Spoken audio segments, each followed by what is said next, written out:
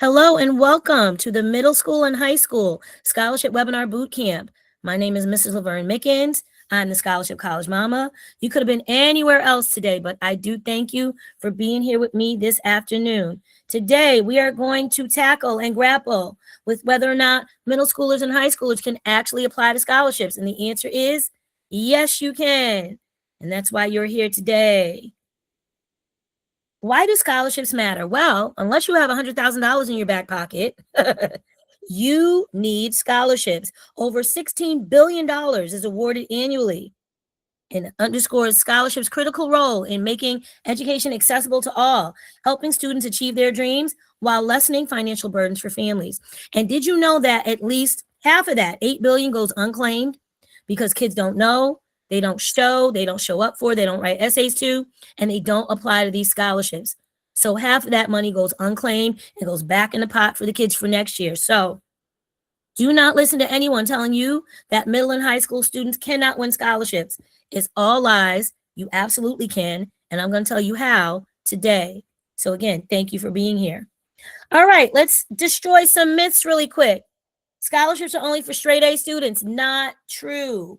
I have helped students win with a 2.5, a 2.7, a 2.9, and I know kids that get full rides with a 3.0. So don't limit your opportunities thinking that your child has to have a 4.0 or 4.7. I know kids with straight A's, and I know kids with perfect 1,600 SATs that aren't getting any scholarship money and aren't getting into any Ivy Leagues, not your favorite HBU, not your favorite's fave, none of that.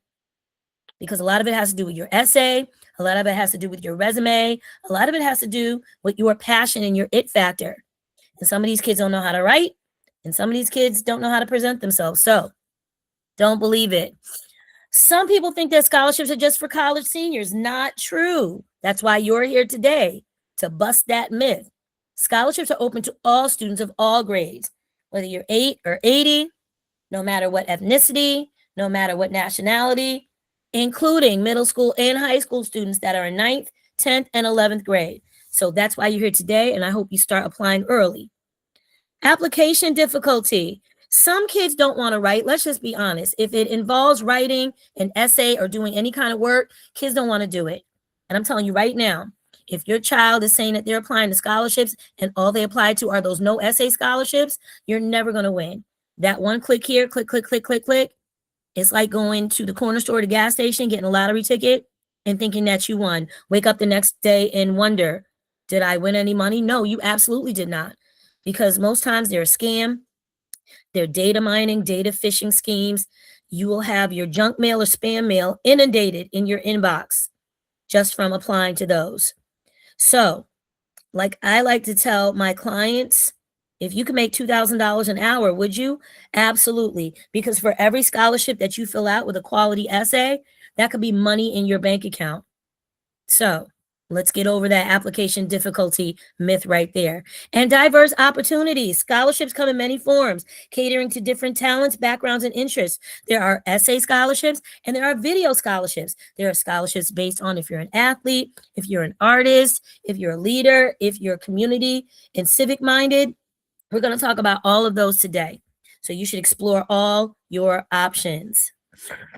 All right, so what is the timeline? So when my kids were in middle school, not only did I keep track of their activities and start making them a resume, I also had them applying to scholarships. My oldest child is 30, and the very first scholarship he won, he was in 6th grade. It was our local Stop and Shop retail grocery store, and they had a Black History scholarship contest, and he won $750 in 6th grade. And we put that right in the bank for him. And he was able to use it when he graduated from high school for books, for essentials, things that he needed for the dorm, all types of things. So if you're in middle school and you're here today, start exploring your interests. What are you passionate about? What do you like to do? And if you're not sure yet, now's the time to figure that out and begin to build a resume for future scholarships. All my 9th and 10th graders, you need to research scholarships thoroughly and start to build a brag sheet or a resume of accomplishments and activities. And we'll talk about what that looks like. I will show you a copy of my youngest child's, and she won over $1.5 million in scholarships. That's my Liz. All my juniors, junior year is crucial and critical. I cannot tell you how important 11th grade is. You should begin drafting your essays, thinking of what you want to write about, and applying for scholarships early. There are scholarships, tons of them for 11th graders. Okay? And there are tons of opportunities available to you. And if I have any seniors on the call, finalize your essays and submit scholarship applications. And here are some other myths. Families and people think that you can't apply to scholarships before you apply for FAFSA. Not true. People think that you can't apply to scholarships before you actually get into school. Not true. People think that you have to wait until you get into school and get your financial aid package and you can't apply to scholarships until the spring. Not true, not true, not true. And I'm here today to bust all the myths and dispel all the lies. All right, so screenshot this and write these down. These are some of my favorite sites, my personal favorites, and I've used these to help my children win over $5 million in scholarships, including FastWeb, Unigo, scholarships.com, JLV College Counseling, Scholarship America, Scholarships 360, bold.org. U.S. News and World Report is a wealth of information. Going Mary and Big Future. Big Future is connected to the College Board, which is where you will find all your SAT information where you sign up and all your AP information. They have a whole section just for college and career and scholarships. And they also have a $40,000 monthly giveaway. I encourage you to go sign up for Big Future today. I'll give you another minute to screenshot these and write these down. And some of these sites will encourage you to make a profile. You should do that. And some of these sites may or may not have some no essay business going across the banner at the top or bottom of their screen. Just ignore that. You know, when you come across a video that you're not interested in, what do? You scroll. Just scroll right past the no essay business and get right to the actual scholarships.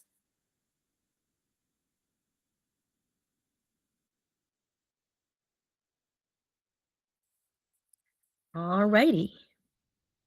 All right, your essay is how you're going to win. I want you to lock in and pay close attention.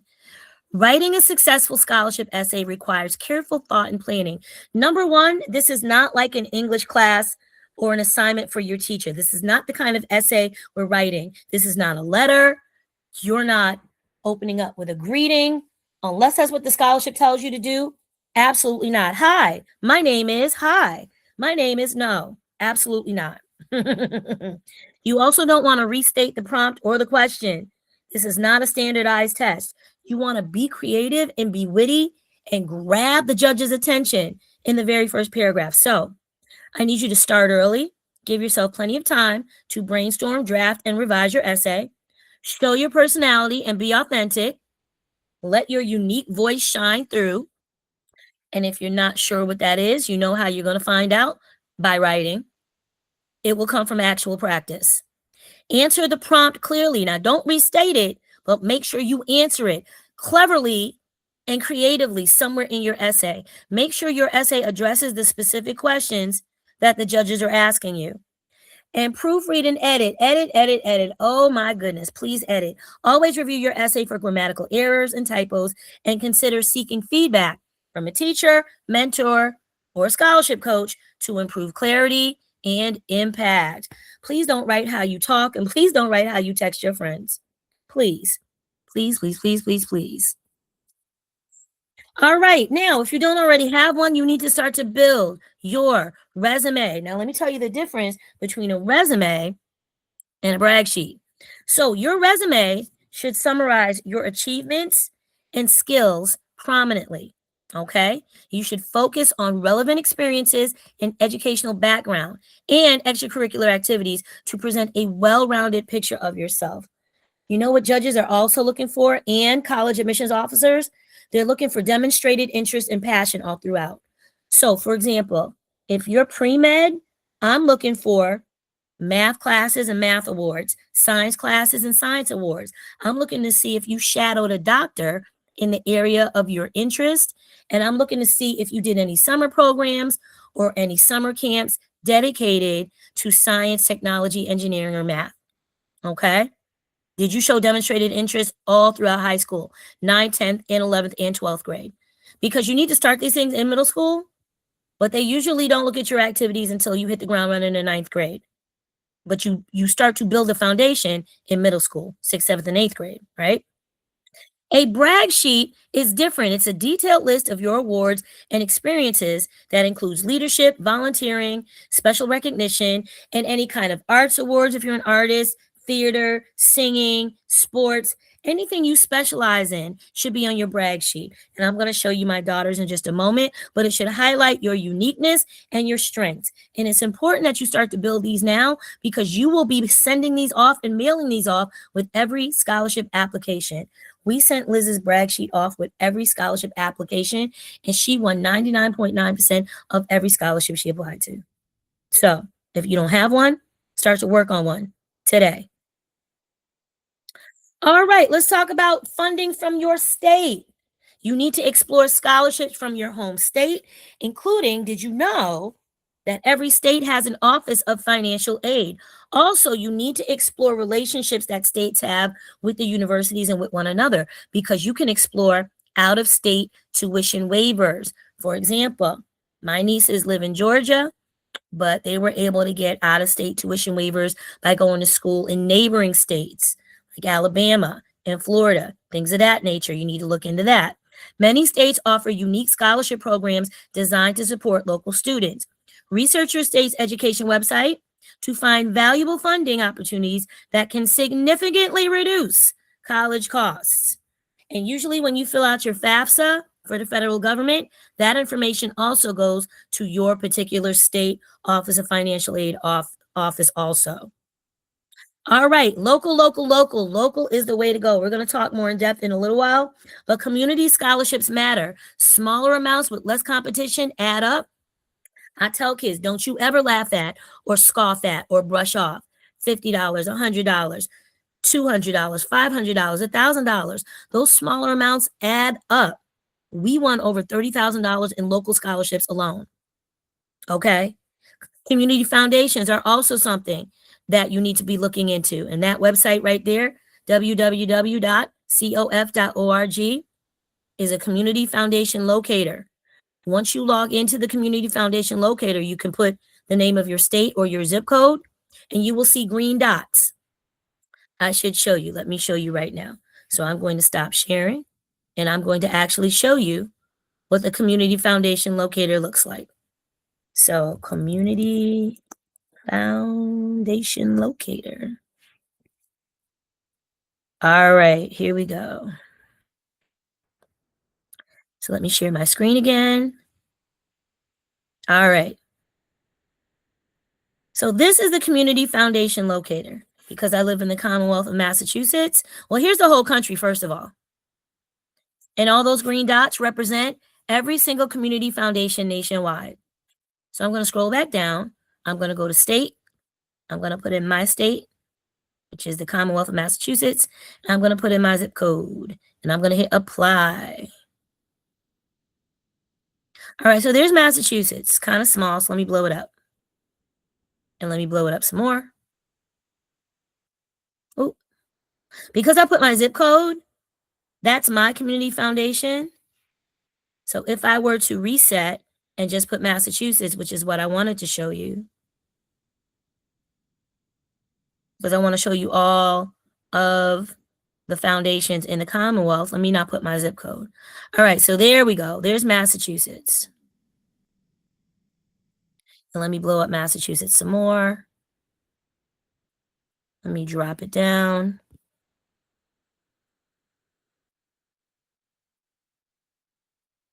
I don't know if you can see. All right, so we've got green dots all over the state.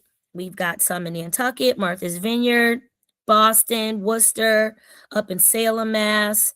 But this green dot right here on the Connecticut border is Springfield, which is the home of Dr. Seuss and the birthplace of basketball. The Community Foundation of Western Massachusetts, that's our community foundation. And that is the organization that my children apply to year after year after year, because those scholarships are something called renewable. They're renewable, which means you get that money every single year. You just reapply. You had to have at least a 3.0, maintain your grades, and they gave out like $2,000 to $3,000 every single year, which was amazing and very helpful. Okay. So you too have a community foundation in your town, your city, your parish, in your community. All you have to do is go to the website. Let me put it in the chat: www.cof.org. Community Foundation Locator. All right, let me stop sharing. Go back to the presentation. All right. And again, if you have any questions, feel free to put them in the chat, unmute and ask. How do you incorporate the brag sheet into the application? You just send it.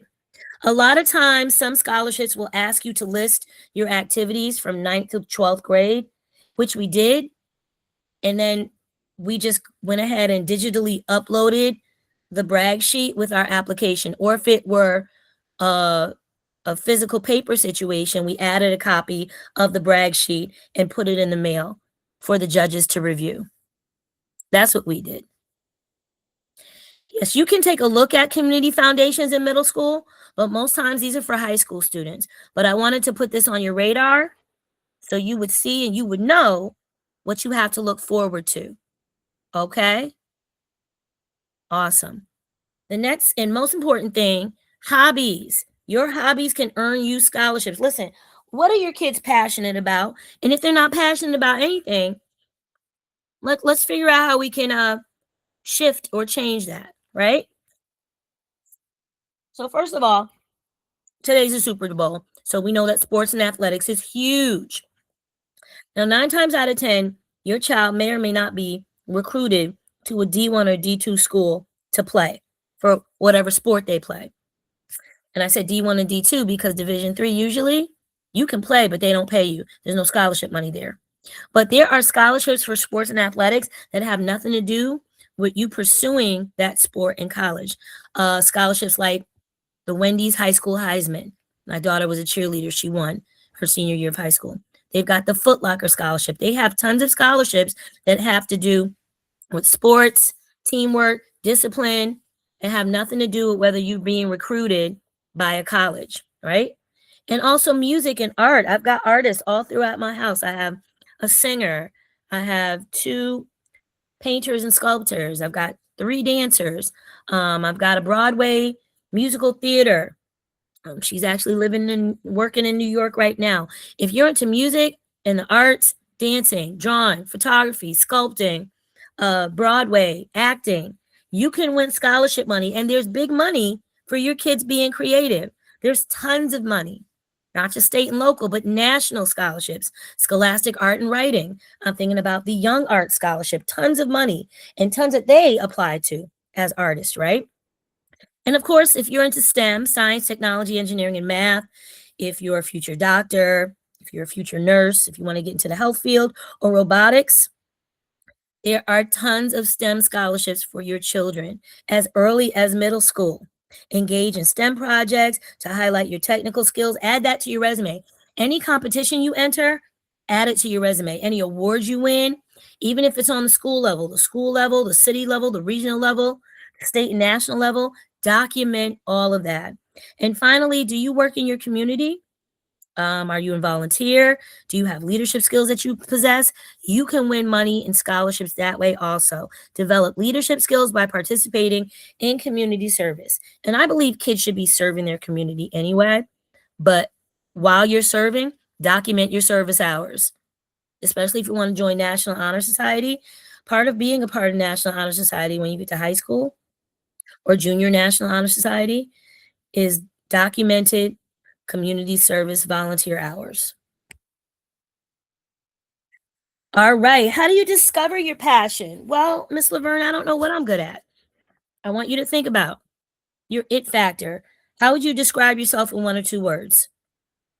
What do you think? Are you creative? Are you ambitious? Do you have grit and determination? Are you tenacious? And then think about what makes you unique. What makes you different? What makes you stand apart from the crowd, apart from everybody else? This is going to help you win scholarships, and this is going to help you get into college. You need to reflect on your experience, your interests, and your strengths, and identify it as your it factor. Consider this: what activities energize you? What gets you excited? And how do your experiences shape your perspective? And what are you good at? Take a minute and think and reflect. What are you good at? What is my child good at?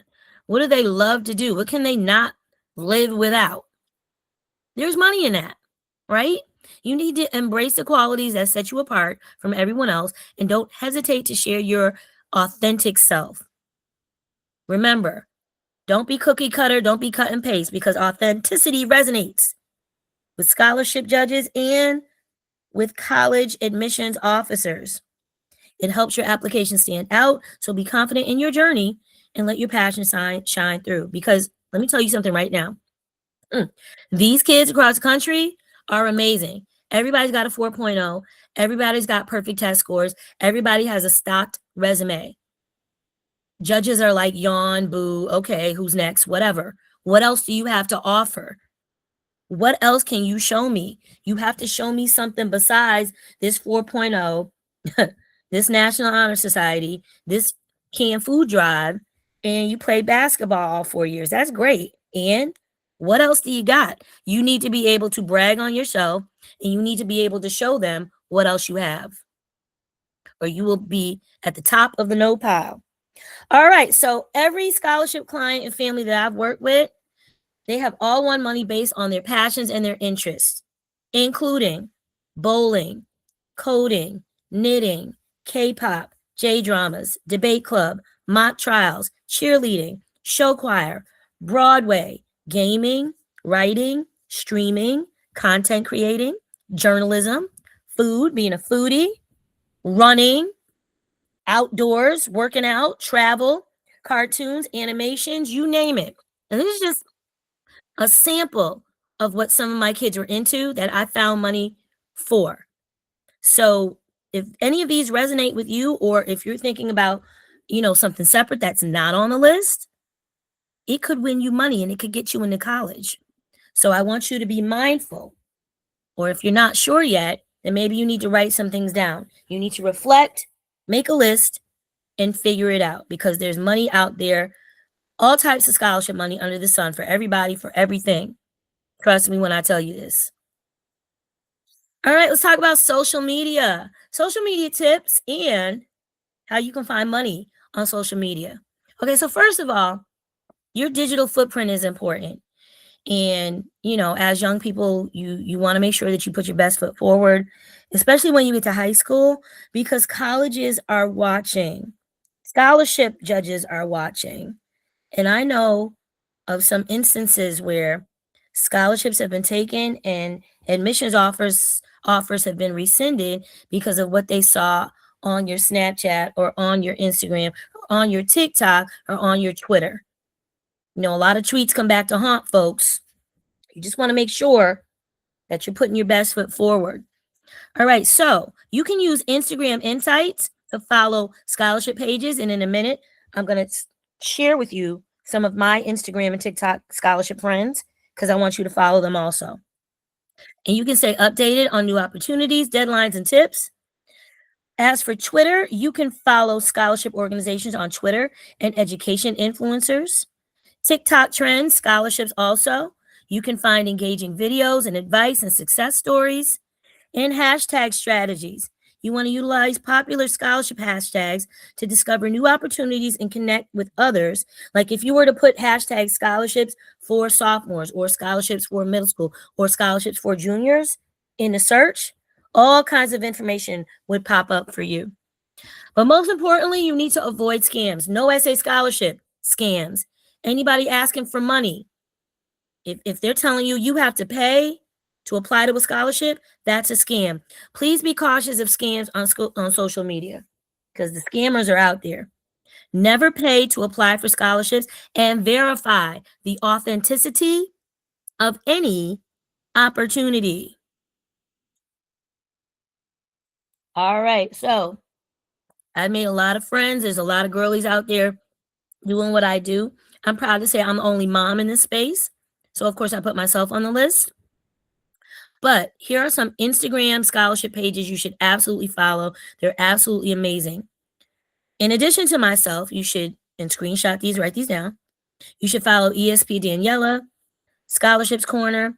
Miss Susie is amazing. She's a a guidance counselor. She's a college counselor. She's fabulous. Scholarship America is my favorite site. Definitely follow them. Scholarship Doctor, Paying for School, which is FastWeb's official page. The Scholarship Girl and Scholarship Whiz, and Scholarship Money for Students. I'll give you another minute to screenshot those.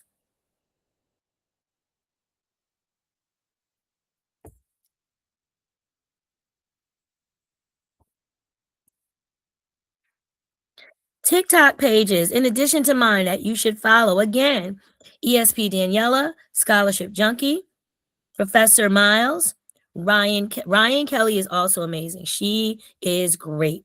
Marisol Cruz, Philly Counselor, and Moss.com. Give you another minute to screenshot those and write them down.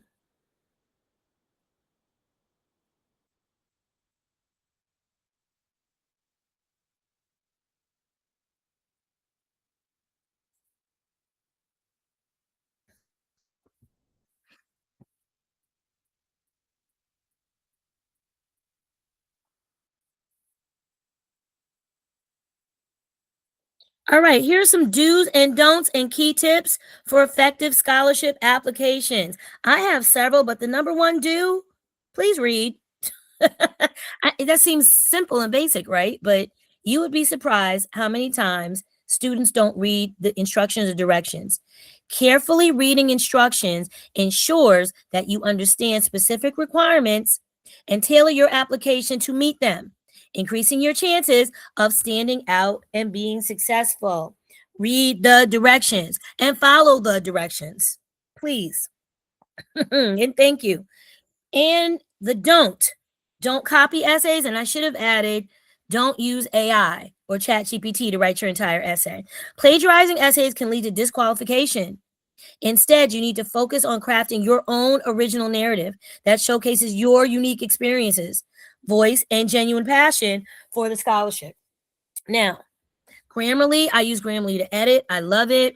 I use it to try to build my content for the week, but trying to generate your whole essay from AI is going to make you sound like a robot, and they're going to instantly run it through. They've got new programs now, college and scholarship, admissions officers and judges. They can immediately off the bat. You want to make sure you've got a sloppy copy and a first copy and a second copy in case you have to prove that your essay is yours. Okay? It should be you generated, not robot generated. All right. In a minute, we're going to talk about some real student success stories, but I want to stop right here and ask if anyone has any questions before I pull up my actual children and some success stories of some kids that I've worked with. Let me stop sharing for a minute. Take a look at everyone. All right. Do you recommend pictures of the applicant? Only if they ask for it. I wouldn't send in a picture if they didn't request it. Like I know United Negro College Fund has an application where they want you to upload a photo of the student. I would only do that if they ask. If they don't ask, no, I wouldn't. Yeah. Maybe to avoid bias, but yeah. I'm not trying to give a whole lot more than they ask for. Is it okay to use AI to edit? I would use Grammarly to edit, absolutely. So Grammarly definitely is my go-to for editing. Absolutely. Any other questions for me before we continue on our journey? Anyone? Anybody? Anyone? No? All right, let me share my screen. Go to the second part of my presentation for you. Hold on just a second. Make sure that I got it ready for y'all. All right. All right, so in case you didn't know, I wrote a book last year, which I'm so proud of. I happen to also be working on my second book. For all of you middle class families out there that think it's impossible to find money, this book is going to be just for you. But in the meantime, I wrote a book called Million Dollar Baby, which is the roadmap to $2 million in scholarships and a debt-free degree. It's a quick 100-page read. It's a great gift. It's a great resource. I encourage you to get it. It's on Amazon, and you can find the link in my Stan store. And there's my Liz. She is on her way to South Korea. I'm so excited. Oh my goodness. She's leaving me in 2 weeks. So I want you to remember, on the scholarship journey, money does not rain down from the sky or grow on trees. It's going to take work and effort to win. And you have to work with your child. No man is an island, and no child can do this by themselves. You have to help your children. So parents ask me all the time, is it okay if I help them? Yes, you have to. These kids are overscheduled. They're at dance, they're at cheer, they're at basketball, they're at football, they work. You've got to carve out some time during your week or on the weekend to try to get this scholarship business done. It's like a second and third job, and you're going to have to help them because college is a big business.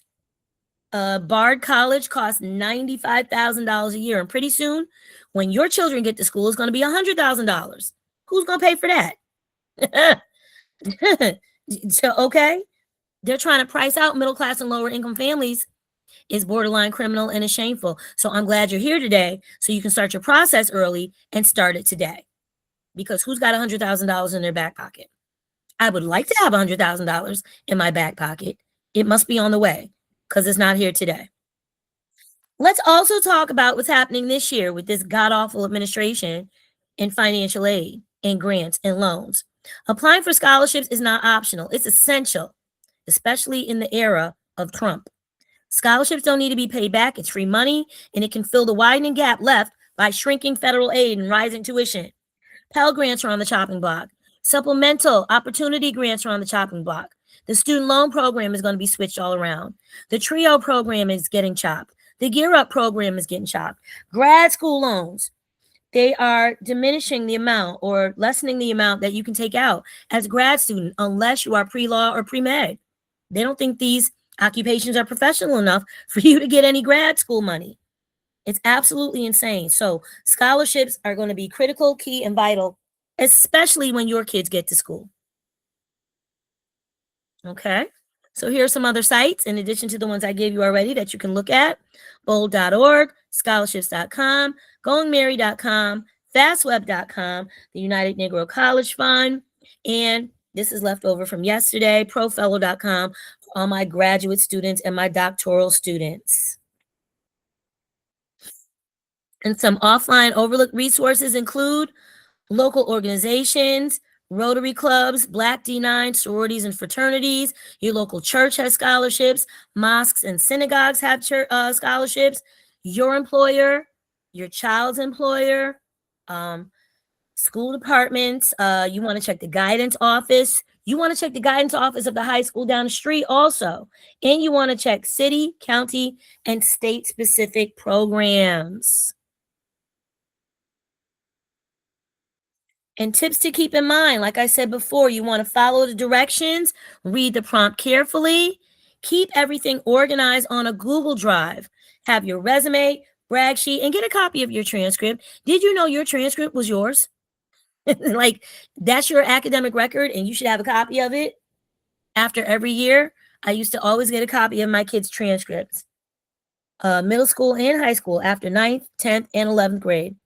So I could see where we were and what we needed to do that summer, whether we needed to take a few classes to kind of zhuzh up the grade or whether we were doing a special program that summer.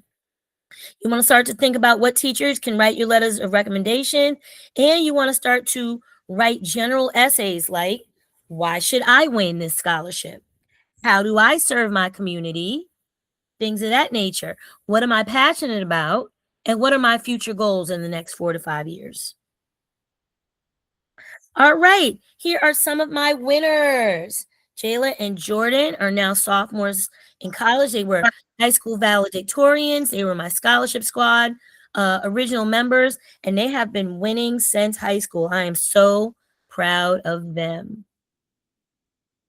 And here's some more of my scholarship squad winners at our local Martin Luther King Jr. breakfast.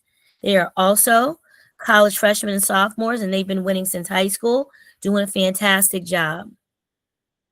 Here's Alana from Brooklyn. She is a sophomore at Howard, and I helped her secure and win outside third-party private scholarships. Now, she got some merit aid from Howard, but of course, as you know, it wasn't enough to cover the bill. So we were able to get some local scholarships, some regional scholarships, and some state scholarships for her.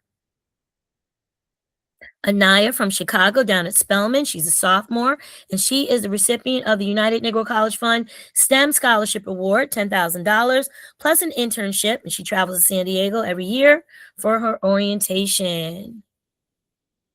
And Nurashao down at Hampton is also a sophomore and a winner of the URISE STEM Biology Scholarship Award, $25,000 plus summer internships and guaranteed employment upon graduation. All right, so let's talk about my own personal journey. For those of you who don't know me, I am a wife, I'm a teacher, I'm a mother of five, and I put five kids through college. The last one is a junior. She has one more year of school. Here's my oldest. This is Kay. Kay attended Hampshire College as a creative writing and game design major.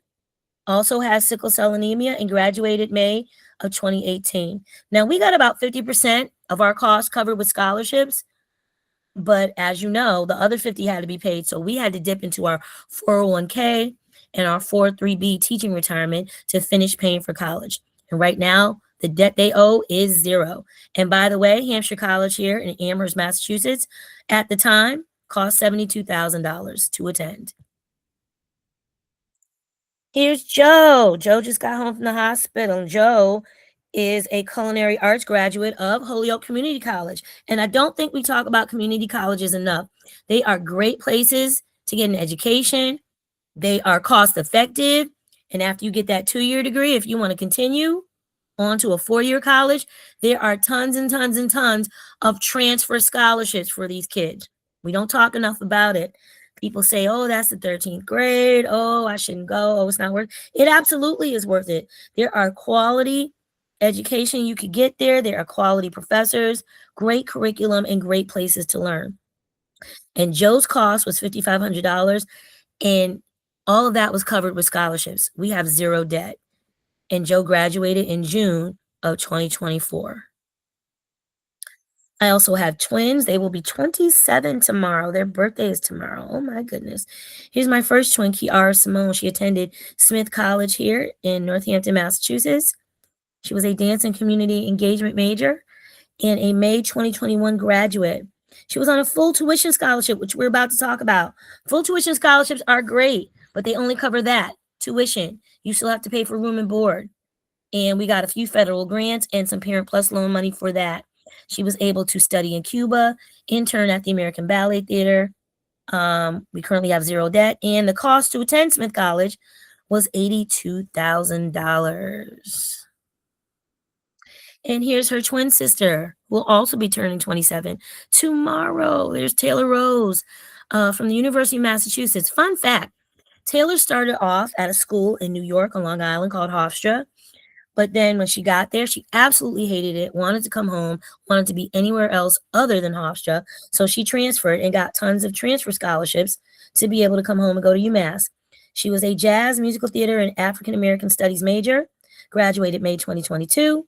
The costs to attend are in-state. Now, this is in-state tuition, right? $33,000. And it was before we talked about living on campus, paying room and board. The tuition alone was $33,500, which we had to come out of pocket, get Parent Plus loans. We had to borrow money, for our state school, right? She got some music scholarships and she got some theater scholarships, but it wasn't enough to cover the total cost. But she did graduate, and she is now singing and working between Boston and New York City, currently in Harlem. And finally, this is Elizabeth. She attends Bard College as a dance and design and art and entrepreneurship major. The cost 2 years ago to go to Bard was $85,000. It is now $95,000. She has zero debt because she won over $1.5 million in scholarships. In 2 weeks, she will be headed to study abroad in Seoul, Korea. All right, so don't know if I have any seniors on the call. But if you are a senior, if you're a family of a senior, you need to know this. It is crunch time. If you got your aid offer, you need to appeal it. You need to apply to other scholarships. You need to follow the money. Listen, I know you got your favorite school. I know I want my baby to go here and there and everywhere. If they don't give you enough financial aid, and if Parent Plus loans cover the bulk of your financial aid, that school is too expensive for you to go to.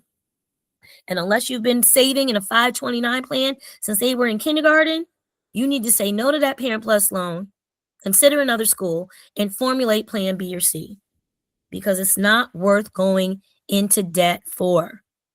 It's not. Okay. Are there any other community foundation resources? Yes. So if you don't see a community foundation green dot near you, you can apply to the foundation that's closest to you. And I will show you what that looks like in a minute. How many scholarships do you recommend applying per month? Well, I will tell you, we looked at 2 per day and at least 12 to 14 a week. And then you can go ahead and multiply by 4 weeks for the month if you like. But that's what I did with my kids. I would also look, my kids also had time during the day. Like they might have had homeroom or crew or advisory, and their guidance counselor and teachers gave them time to look for scholarships. It was a grade. I think that should be how it should be nationwide. I mean, you're telling these kids go to college, go to college, but you're not showing them how to pay for college, right? So I used to look actually on my prep time. I'm a teacher, so I have prep time. And normally I'm already prepped for the day. So I'd be looking for scholarships. My kids would be looking for scholarships. Then when we got home, we would meet up and I would say, hey, apply to this, this, and this. And they're like, Mommy, I already did that. So I'm going to go look at this, this, and that. And I'd be like, okay, you're on top of it. Awesome. Awesome, awesome, awesome. Yes, I can repeat the general essay prompts. It's going to come up in a minute, but the 3 things scholarships are going to ask you the most. Number 1, what are your future goals? Number 2, have you served your community? Number 3, why should you be the winner? Those are the top 3 things scholarships will ask you. In general, do religious institutions award scholarships to folks who are not members? Great question. I will say this. We have a Jewish women's community center and synagogue in town. They give scholarships to everybody. Black, white, green, purple, Muslim, Christian, Catholic. It doesn't matter who or what you are. Those little Jewish ladies give money to everybody. Now, if you are a member of Second Street Baptist and you want to apply to the Second Street Baptist scholarship, that's different. I don't know if anybody who doesn't go to Second Street Baptist can attend or apply, but that depends on the rules of that particular scholarship. There was a scholarship given away by a huge church here in the city. They said you didn't have to go to their church, but you did have to go to somebody's church, which I thought was interesting because not everybody goes to church, but everybody needs money. But, I digress. So it depends on the organization. It depends on the scholarship and what their rules are. Oh, yes, scholarship displacement. We're going to talk about that in just a moment. Yes, even a 529 will not cover all the costs. You got that right. Listen, like I told you, $100,000. And please don't let emotions or a name brand or your children back you into a poor decision that will affect you financially.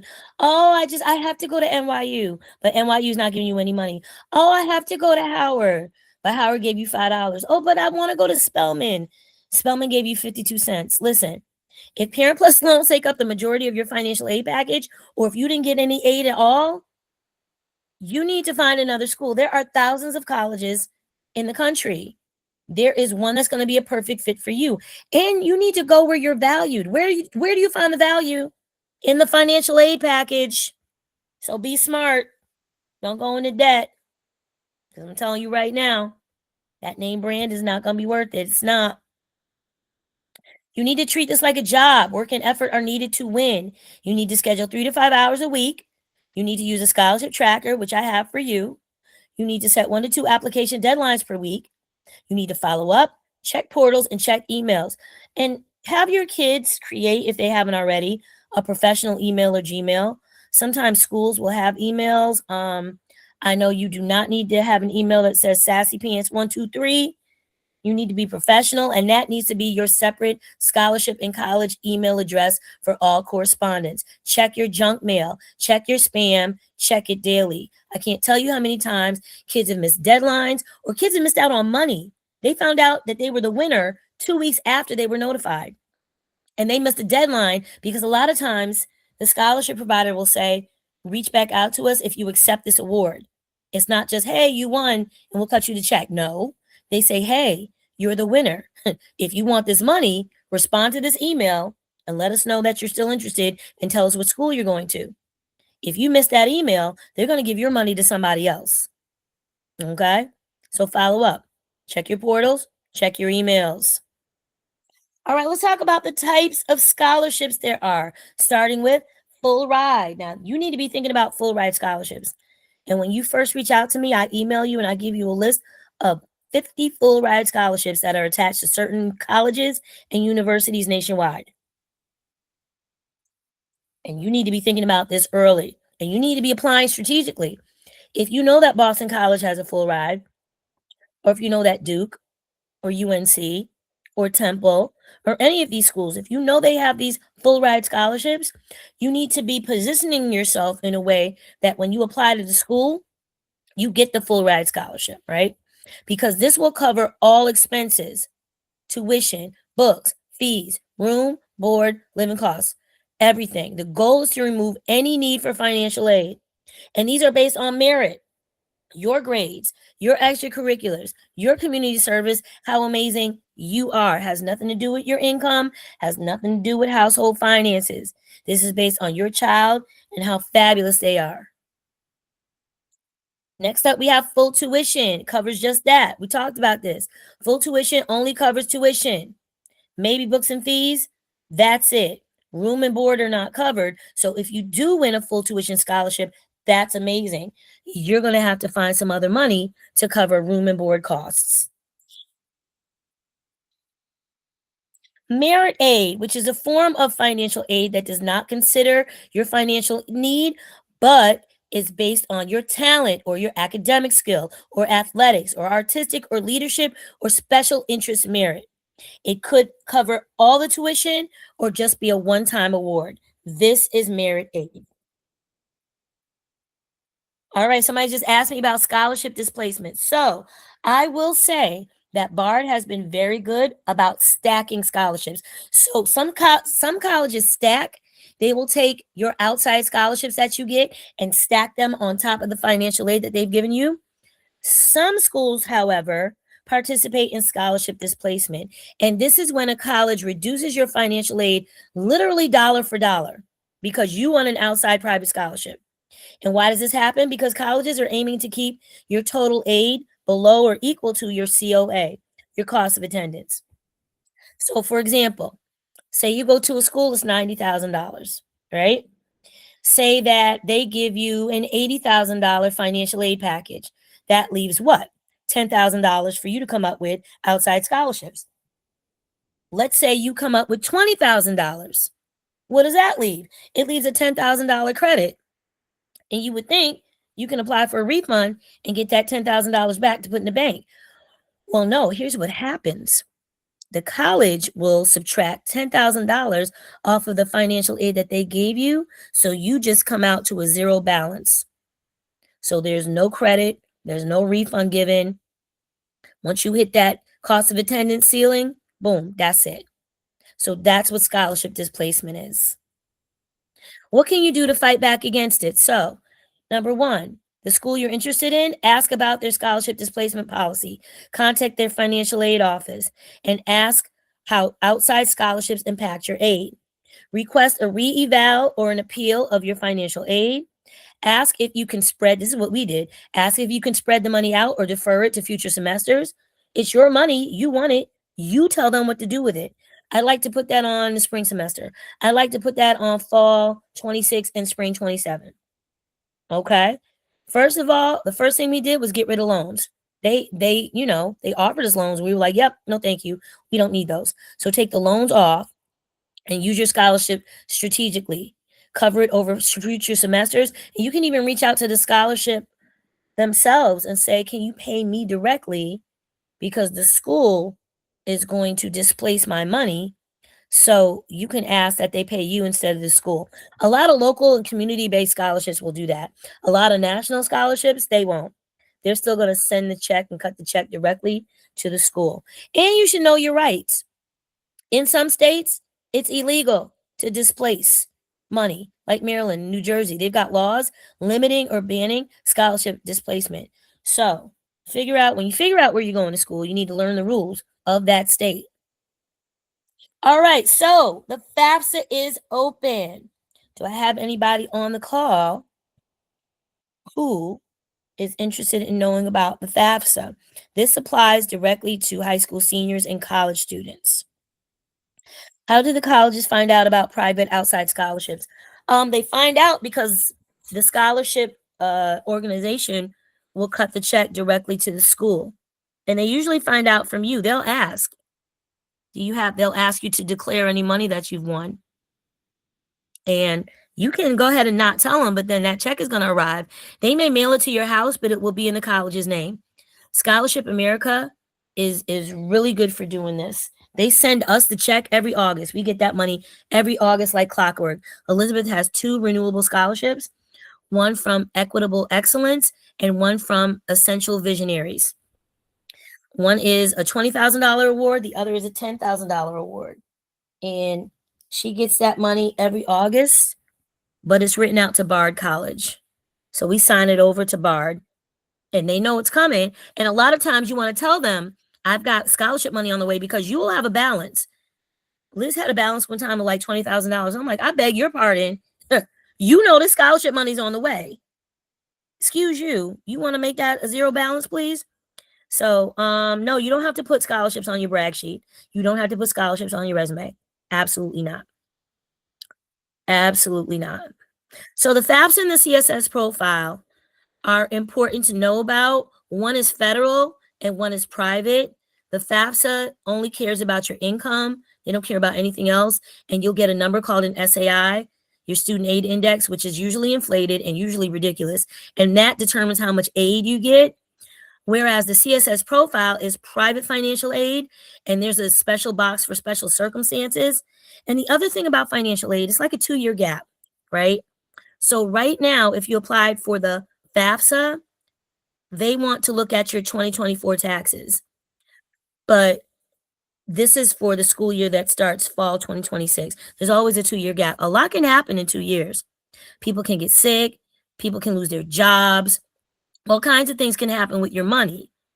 The FAFSA doesn't care. The CSS profile, however, they do. And you can always appeal your aid. You can fill out an appeal to the school directly. And another thing about FAFSA people don't understand, this is just a form the government has you fill out. The college determines how much money you get. Okay? So the FAFSA is the federal application for the free application for federal student aid. The federal government runs this program. You fill out the data and information. It goes to the college, and then the college determines how much loans you get, how much work study you get, how much institutional aid you get. That all comes from the college based on the FAFSA. Now, some smaller private colleges use the CSS profile. Only 300 schools nationwide use this other form. Okay? And that's private financial aid for some schools that have larger endowments, like your Smith colleges, your Harvards, your Mount Holyoke's, your Barnards, small Amherst College, small private schools use the CSS profile, and they have a lot more money that they can give you. So that box is really important to put the special circumstances in. Okay, I'm going to stop sharing just for a minute. I've been talking a lot. Any questions? Any questions in the chat? Anyone need to unmute? Any questions before I continue on? Any questions going once? No questions for me? All right, let us continue. Recommendations for those who are not good writers. I would get a coach. I would first, reach out to your English teacher or a caring adult that can help you, but I would reach out to someone who can help you write and formulate a great essay. I work with kids all the time, so I'd be happy to help if you need help. Sentence starters, story starters, finding your voice, because I can't be the one to write the essay. You have to write the essay. You know what I mean? But I can help you find your voice. I can absolutely do that. But I would start with Your reading, your ELA, or your English teacher. And if you don't find success there, you can reach out to me. Send me a writing sample and let me look at it, and I'll edit it for you. And I'll give you feedback. May not be what you want to hear, but I'll give it to you. All right, let's talk about different types of merit aid, including institutional, which is awarded by the college for academic, athletic, and artistic achievement. You have to maintain a certain GPA to get that money back every single year. This is not need-based. This is merit-based. All right, in danger of being cut this year, need-based grants like the Pell Grant and Supplemental Educational Opportunity Grant. These are federal funds for students with the greatest financial need. And of course, this administration is trying to cut them. So these funds are also usually limited. So as soon as the FAFSA opens in the fall, you need to be applying immediately to get your hands on this money. Another program in danger of being cut is work study. Work study programs are part of your financial aid package and allow you to work part-time while attending school. These jobs are often on campus with approved employers or off campus and provide a way to earn money for personal expenses while gaining work experience. So Liz has a job on campus. She works at the Fisher Center, which is where she dances. It's at theaters where she performs. It's where she does her artwork. She works at the desk. She helps with ticketing and so on. And she gets a check. Work study will cut you a check. And you can put that in the bank, direct deposit. Or you can set it up where the money goes towards your tuition. It's up to you. It's up to you what you do with this work study money. But just know this is part of your financial aid. And here's what financial aid actually looks like. So, as you can see, this was from last year, the 24-25 school year. Elizabeth has a merit aid grant for art and dance for $67,000.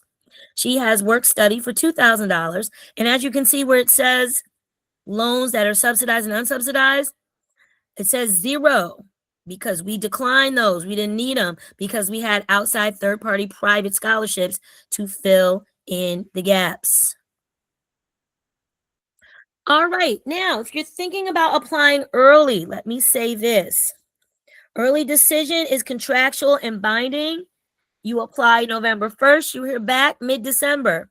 Early action is not contractual, but you still have to have all your materials ready November 1st, and you will hear back mid to late December, depending on the school. Now, if you know that you definitely want to go to a particular school, applying early is a great choice and a great strategy because it lets the school know you definitely want to be there. You get your decision early, you get your aid package early. So it's good to apply early. Now, if you are deferred, that's okay. Deferred does not mean denied. Stay proactive, send an updated transcript, additional letters of recommendation, or a letter of continued interest, reaffirming your enthusiasm for the school. If you are rejected, take a deep breath, take time to process, and just know it's going to be okay. And then apply regular decision for those January deadlines to some different schools. All right, let's talk about some other myths about scholarships. We already talked about how scholarships are not just for high school seniors, not even just high school students. If you're in middle school and you're in this meeting right now, this is for you. Just know you can win money too. And here's some middle school scholarships. Screenshot these and write these down. Ocean Awareness Art Contest, Breakthrough STEM Challenge, Patriot Pen Essay Contest, Rubicam Youth Award, Student Video Contest, and the No Sweat Scholarship. I'll give you a minute to write those down.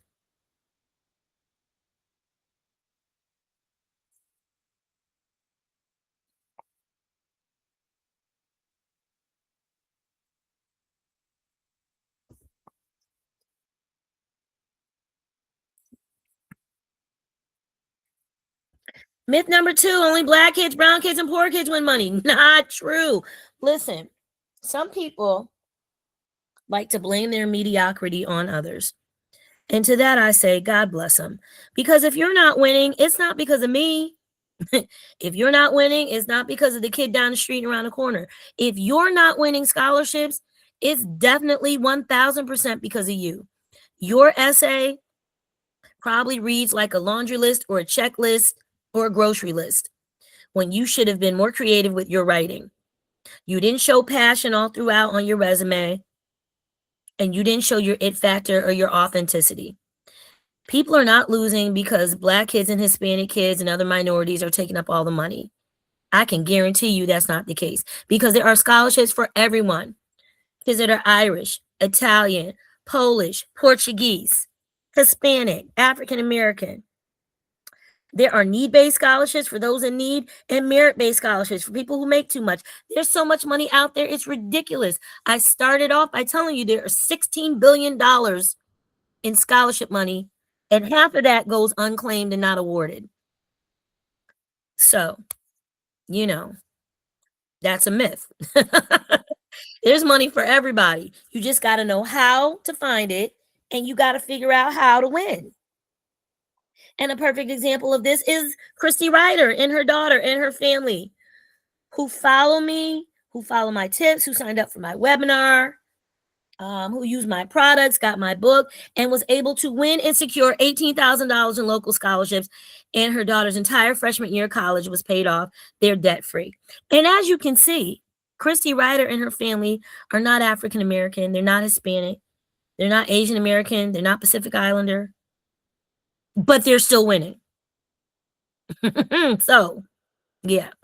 And she's not making any excuses. And she wrote me this incredible letter to thank me and tell me, you know, what you're saying really works. If you work it, if you work the program and you actually put the work in, it actually works. And I appreciate Christy for telling me that and sharing her story. Myth number 3, scholarships are only open in the spring after you get in college. And I told you earlier, this is not true because as you can see, the wheel of 4 seasons, scholarships are year round. And this goes for elementary, middle, high school, everybody. They have cycles and they have seasons. Right now, we are in the midst of the winter scholarship season.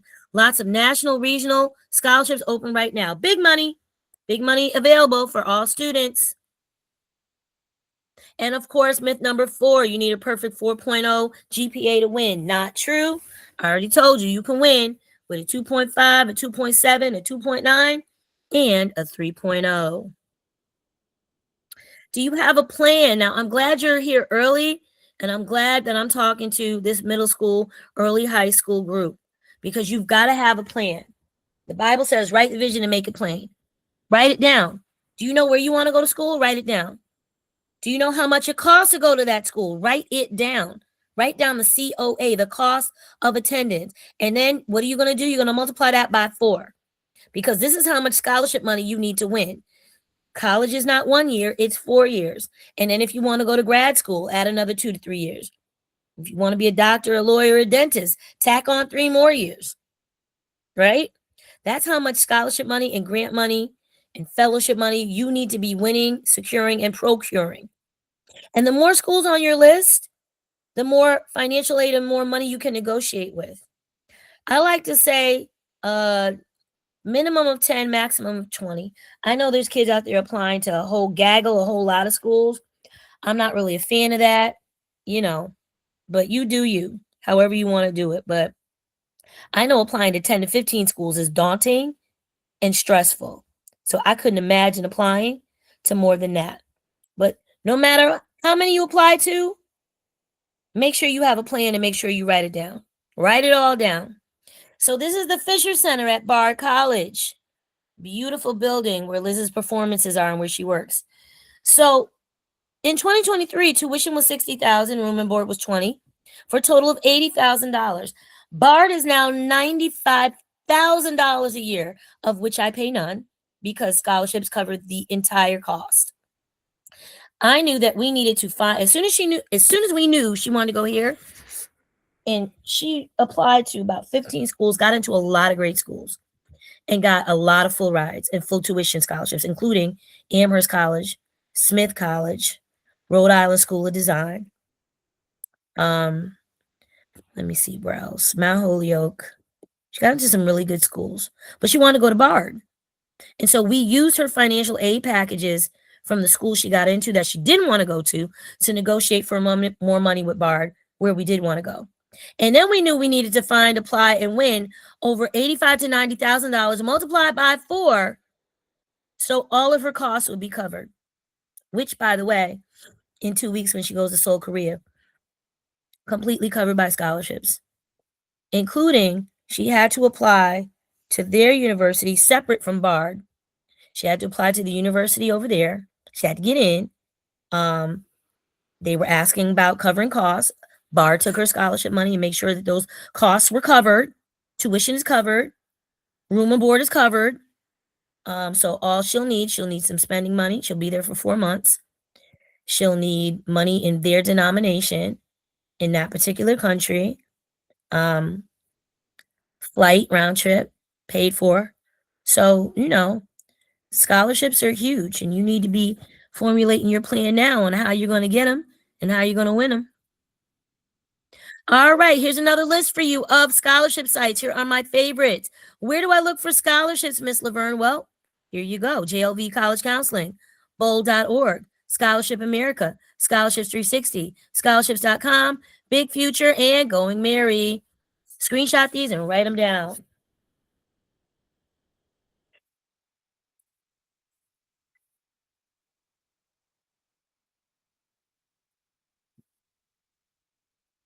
And I have a list of middle school scholarships and high school scholarships I'm going to show you before we wrap up this afternoon. I have all that for you today. All right, so you want to avoid scholarship scams. In particular, no essay scholarships, red flag. Easy entry, red flag. One click here, red flag. Anybody asking for your social security number, red flag. Bank information, red flag. If they ask for your maiden name, your mama's maiden name, any sensitive information, routing numbers of your bank, red flag, red flag, red flag. If you go to their website and there are no past winners, if there's not even an official website, or if they ask you for money or a fee to apply to win a scholarship, red flag, red flag, red flag, scam, scam, scam. Absolutely not.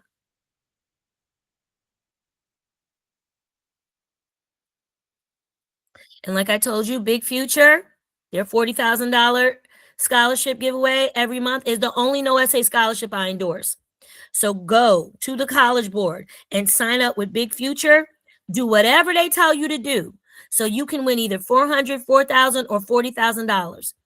And they draw a name the 15th of every month. I think they draw 4 or 5 names every month. And it's legit. Know how I know?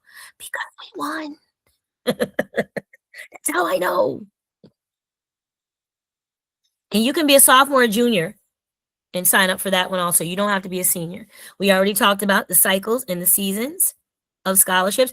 In the turnaround time, a lot of people ask me, well, I applied, I didn't hear back. You're not going to hear back at least 3 to 4 months. They've got thousands of applications. They have to read through all of them. They have to sift through every essay, and then they have to reach out to people and tell them, yay, you're the winner, or no, you didn't make it. So that's at least a 3 to 4 month process. Local scholarships, the turnaround time is quicker because there's fewer applicants. But regional, state, and national scholarships, no, you're going to wait. You're going to wait a little while. So if you don't hear back right away, don't get discouraged. Start applying to more scholarships. I applied to 100, apply to 100 more, because for every 100 you apply to, you may only win one. Those are the odds, right? And between July of her senior year and January leading up to graduation, we applied to over 200. We didn't start winning until Dr. King weekend that January of her senior year. And we had applied to over 200. And we hadn't heard anything. But because she has siblings and because I'd done this before, I know how the game is played, and I wasn't worried about it. Because after that first one, we kept hearing back and we kept winning and winning and winning and winning and winning. So I said, just sit tight.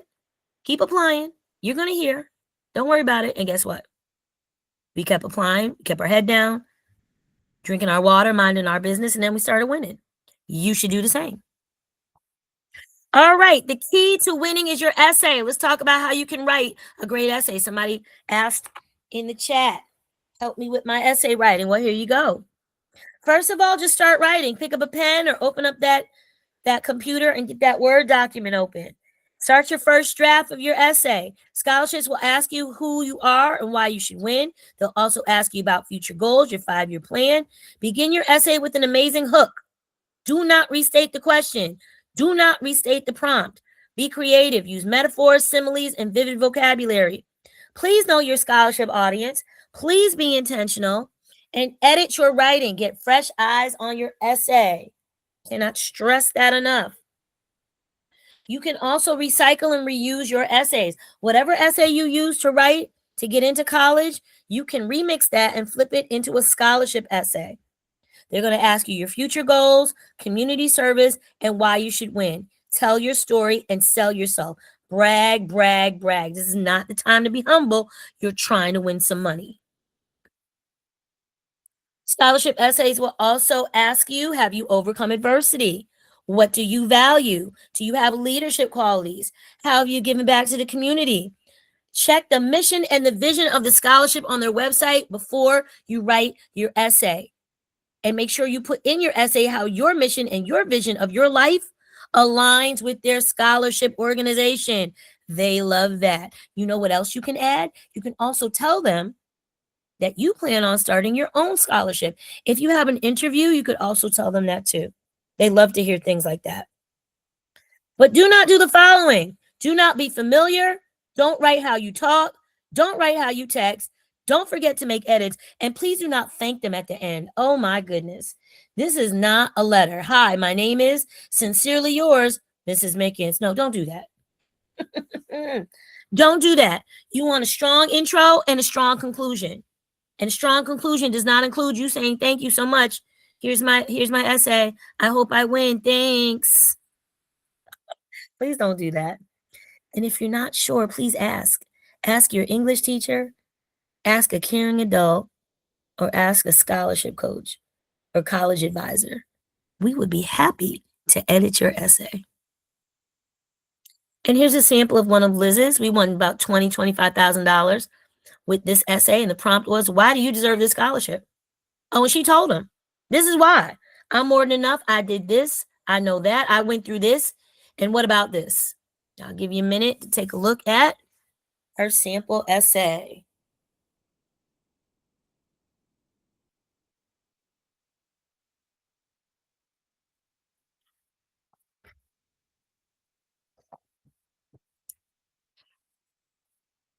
Step 2, you need amazing recommendations, or what I like to call a high five. Your guidance counselor, 2 teachers who like you back, whose class you did well in. And if it's everyone's favorite teacher, ask them early. And then 2 community caring adult recommendations. If you're in the arts, your arts teacher, your football, basketball, volleyball, tennis coach, your community service advisor, anybody who knows you very well. Okay. Give them your resume, give them your brag sheet, give them the highlights of your leadership, and get digital and physical copies of the recommendations. I'm going to tell you right now, waiting on adults to do what they say they're going to do is going to drive you crazy. So here's what you want to do. You want to talk to them about college and say, you know what, going to college is great, but how am I going to pay for it? You're going to help me pay for it. Please help me write my recommendation. And then let them know I need a copy of it, because I'm going to send late at night when you're online and you're applying to scholarships. You want to have everything at your disposal, including recommendations and transcripts. You want to have everything that you need at your disposal. So all you have to do is just send things off digitally, including your transcript, which like I said earlier, your transcript is your academic business. You should have a copy of it. Okay.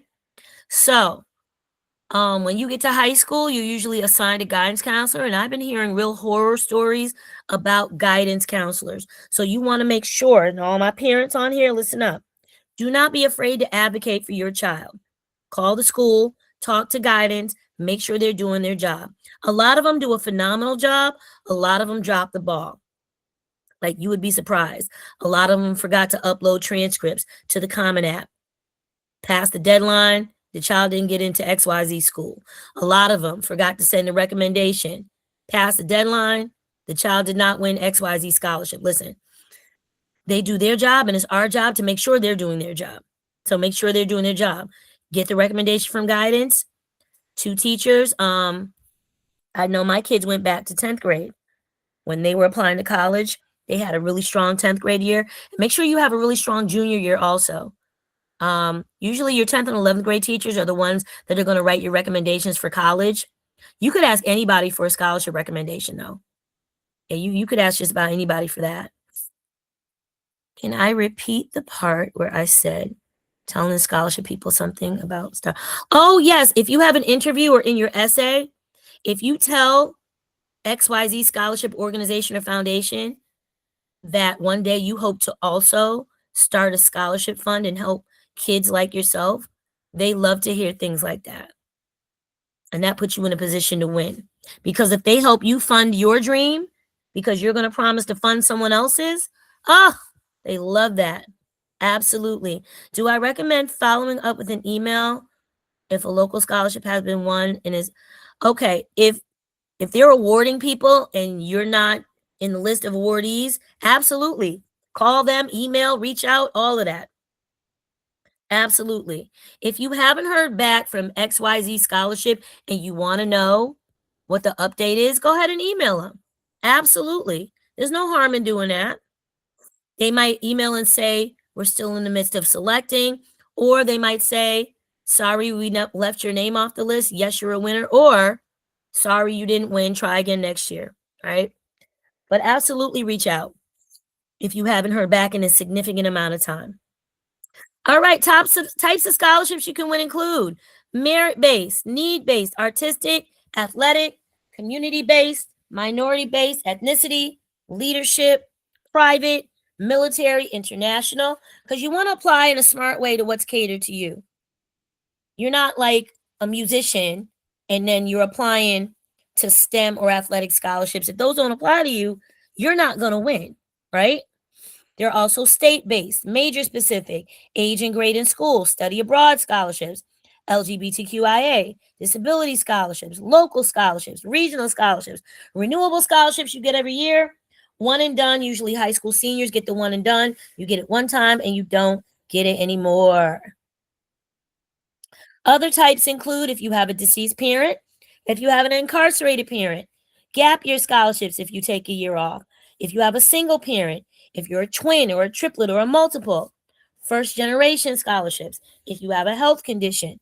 For example, my kids had sickle cell and they won sickle cell scholarships from several sickle cell organizations. Gender, undocumented, religious scholarships, certain hobbies, certain talents, and if you have certain circumstances. You'll also need an amazing resume or brag sheet to win.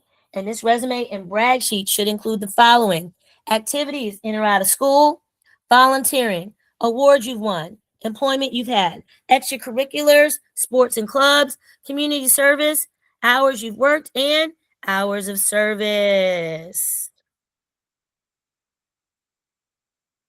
All right, here's a sample of Elizabeth's brag sheet.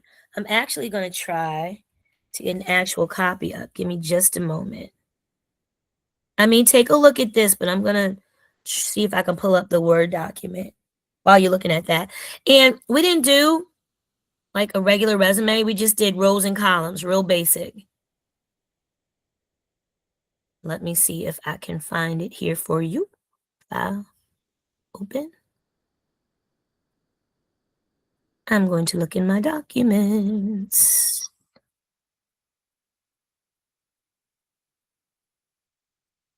Elizabeth. Got it. All right. Is this the one I want? It is. Perfect. All right, let me stop sharing just for a moment. See if I can even get the Word document up. Just a moment.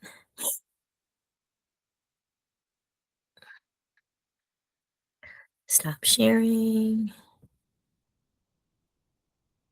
I don't see it. Let me do this. Let me do this. Let me take it and copy it.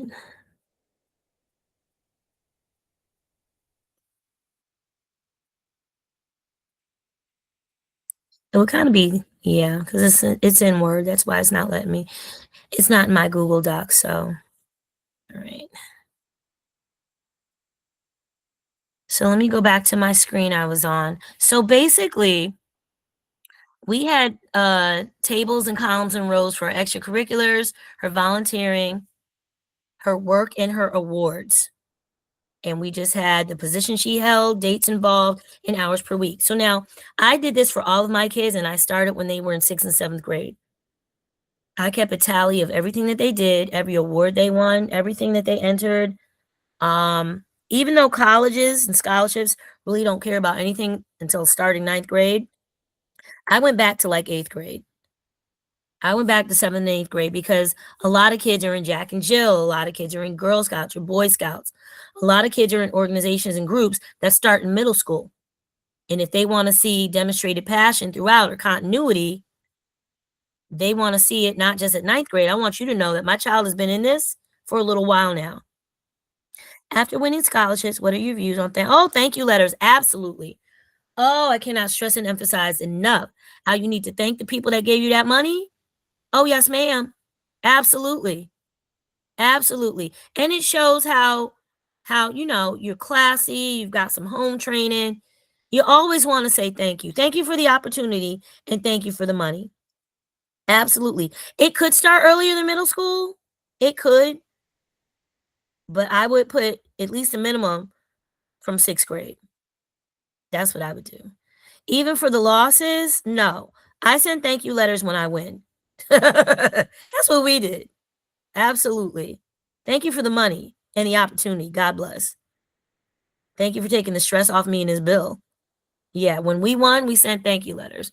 And we sent updates. If they were like local or regional, like there's a Zonta club, I think nationwide in every state. So Zonta's Women's Club is a great organization for awarding women money in high school.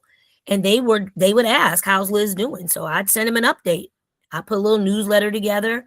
I'd be like, she's part of Afro Pulse and she's part of this dance program. She's volunteering in town with these kids and she's going to South Korea. I let them know what's going on. Because they give her like $5,000. They want to know, hey, how's Liz doing? She's doing phenomenal. Thanks for asking. And thank you for the money. Absolutely. Local, local, local is the way to go. Let's talk about it. You can win big money in low competition, local scholarships. Where should you look? Your bank, your credit union, advertising companies, churches, local newspapers, teacher unions. You can also look at utility companies, chambers of commerce, state, regional, and county scholarships. Check your guidance counselor's office. Check the guidance counselor's office of the school down the street. Look online at your online newspaper site. Here's a quick little trick for you. If your newspaper has an online presence, go to your online newspaper, go to the search bar, and type in Scholarship Winners 2025. Now you're going to see all the scholarship winners, but you're also going to get a running list of all the scholarships in your town, your parish, your county, your city. Write them down. All of them. And other high school guidance sites. Go there also.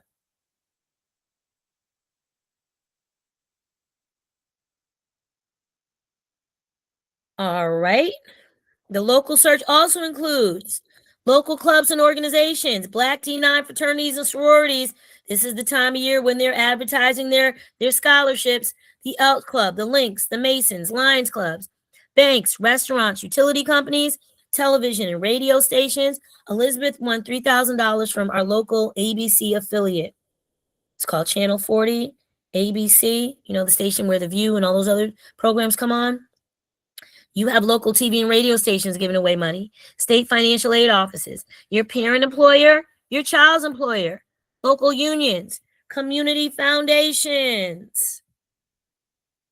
And if you're a middle income family, we know you have need. You absolutely have need. So you have to sit your children down and talk about what that need looks like.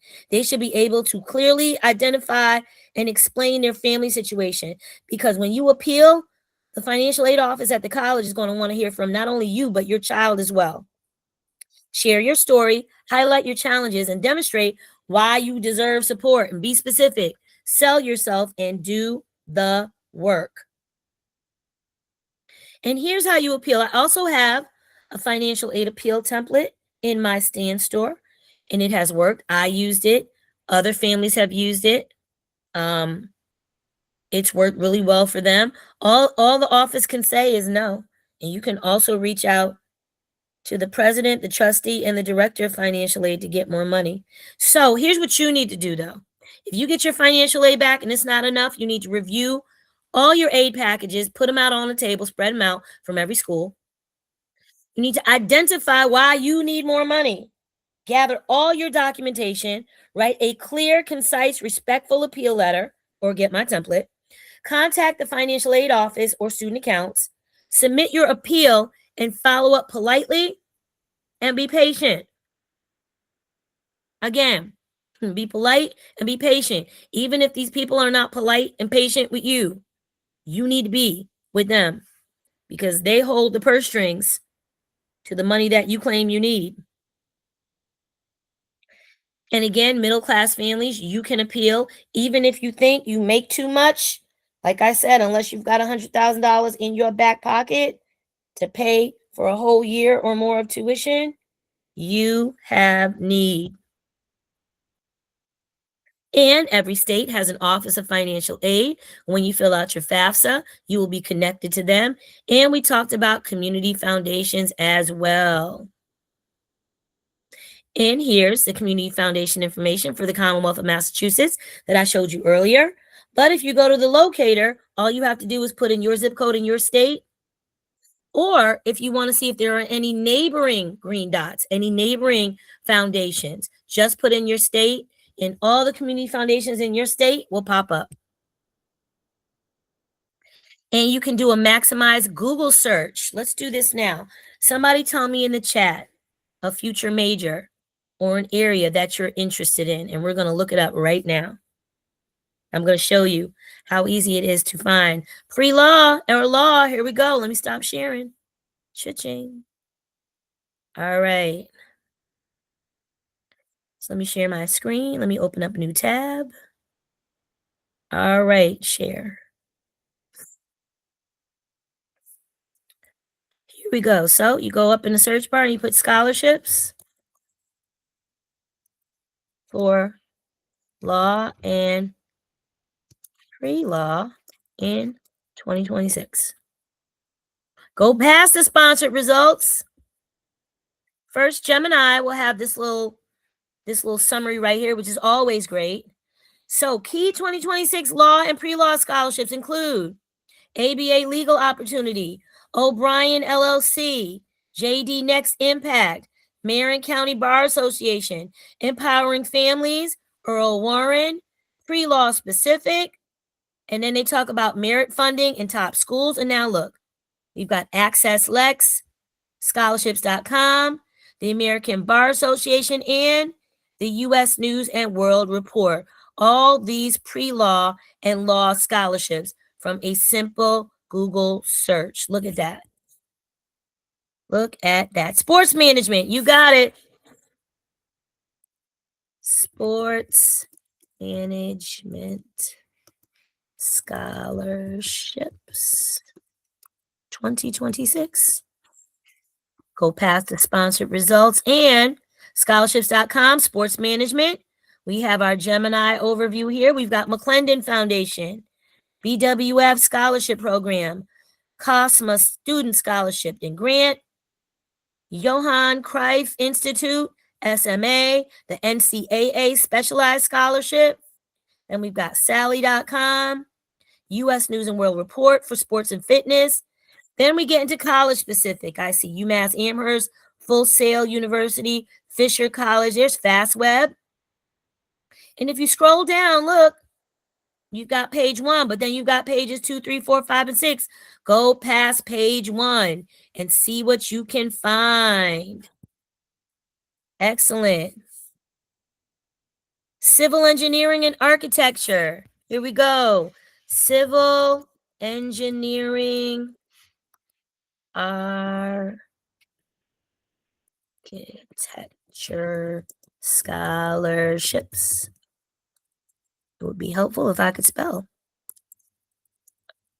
All right, here we go. Civil engineering and architecture include ASCE scholarships, the SAE engineering scholarship, the Bechtel Corporation, construction management, Helgeson engineering, CIEF scholarship in architecture, Architects Foundation, the WHO's scholarship program, Women's Auxiliary, the Association for Women in Architecture. They've got diversity scholarships for architecture and engineering. And then we've got civil engineering from scholarships.com, ACE Mentor Program of America, Smart Scholar, Simpson Strong, the American Society of Civil Engineers, Scholarships 360, U.S. News and World Report, and FastWeb. All these scholarships here for you. Let's see what else. You're welcome. Environmental science. Let's take a look. Environmental science scholarships. Environmentalscience.org has a scholarship, Sally.com, scholarships.com. U.S. Environmental Protection Agency, the EPA, has fellowships and scholarships. Peterson's, Going Merry, bold.org. MIFA, let me put that in the chat. That's another one of my favorites. MIFA.org. www.mifa.org is a great place for scholarships. Okay. And then we're getting into school specific ones right here. And then someone said software engineering. Software engineering scholarships. Boom. All right, we've got U.S. News and World Report has a list, Smart Scholar, scholarships.com. Amazon Future Engineer just closed. That's a great scholarship. It's 4 years, computerscience.org, the engineering resource, Masters Portal, Society of Women Engineers, and scholarships.com. So many scholarships here for you. Well, that was fun. Let me see, make sure I got everybody. You are more than welcome. Happy to help.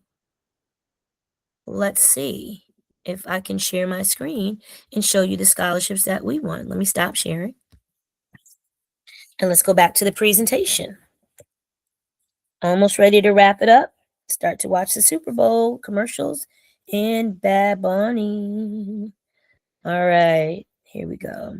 So here are some scholarships we won nationally. And I'm a teacher. I love sticky notes. I'm a visual learner. I love big charts. Anytime she applied for something, including colleges, and anytime we heard back, I would make a chart. I would make a list.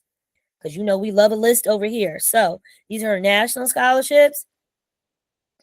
These are her local and regional scholarships. And these are just 1 or 2 of like 7 to 10 pages that I have since put in the vault.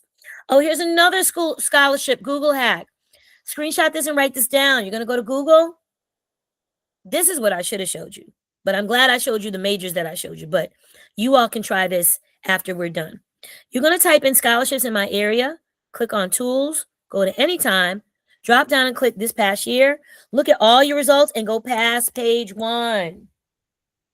I cannot stress and emphasize that enough. Go past page 1. Give you another minute to write that down.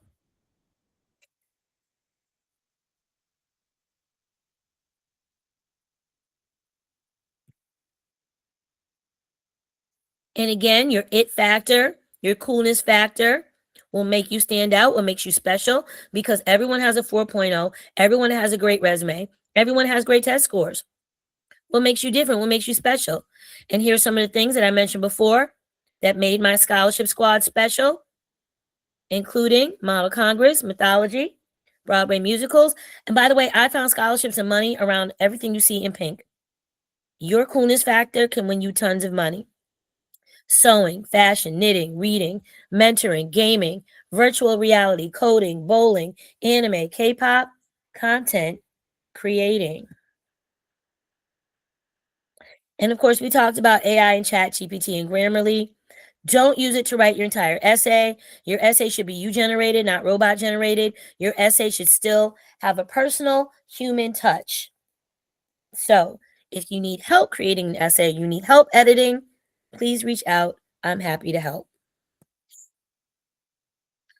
Of course, the Common App is one of the main college applications that kids are using. There's also the Coalition app, and if you're interested in HBCUs, there is the Black Common App, and you can apply to 65 schools all at once for $20. This was created to have an affordable way to apply to college. It's a great option for students who want to apply to some lesser known HBCUs. Now, there are many HBCUs on the Common App, your Howards, Hamptons, FAMUs, NCAT, but the lesser known ones that give lots of great scholarship money can be found on this app right here. And many states and many colleges have their own college application system, including California, Texas, and New York.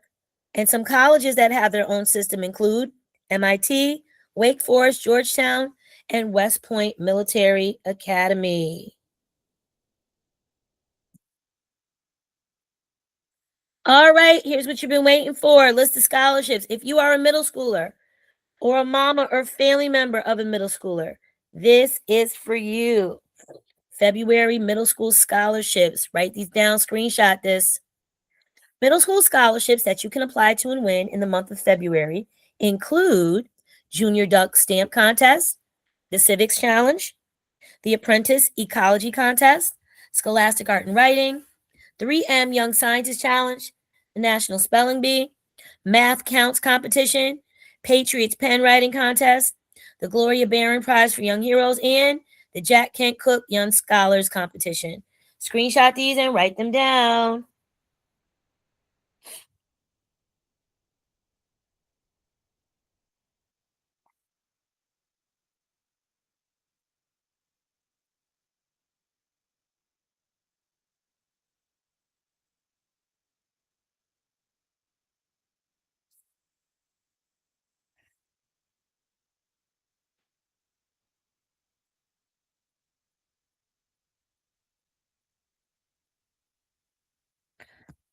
All right, and all of my high school freshmen, sophomore, juniors, and seniors, these scholarships are for you,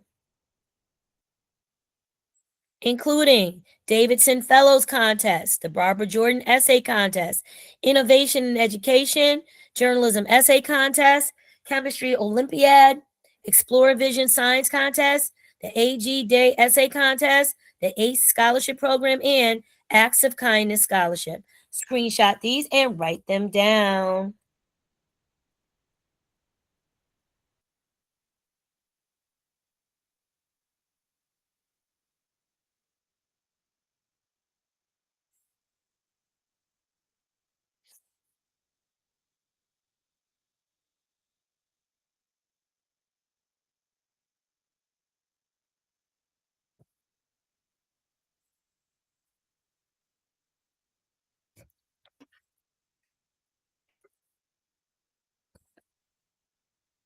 Yes, we won the Jack Kent Cook one.